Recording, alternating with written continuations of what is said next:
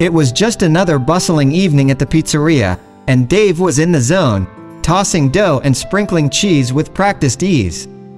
But in the midst of this familiar chaos, something unexpected happened. A small, furry intruder had found her way into the kitchen.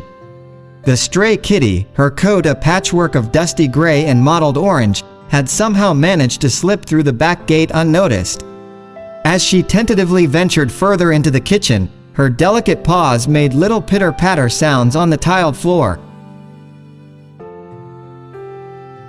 Dave, busy sliding a pizza into the oven, turned around just in time to see the curious little feline. He raised an eyebrow, surprised by the unexpected guest. The stray kitty froze, her emerald eyes wide with fear. She crouched low to the ground, her fluffy tail poofed up like a bottle brush. "Hey there, little one," Dave said in a soothing voice as he knelt down to the kitty's level. He extended a gentle hand towards her, hoping not to startle her.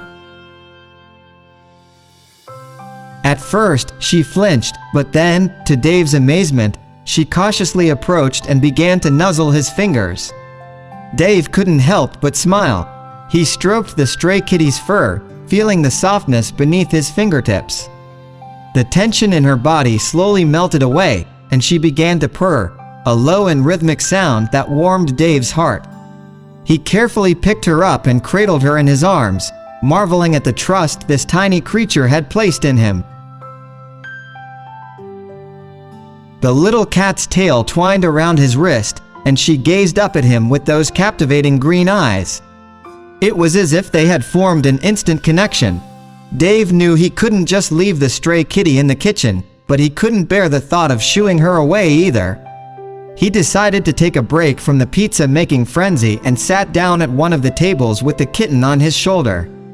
As he enjoyed a moment of quiet companionship, the kitty, whom he had affectionately named Tiny, nestled into the crook of his neck.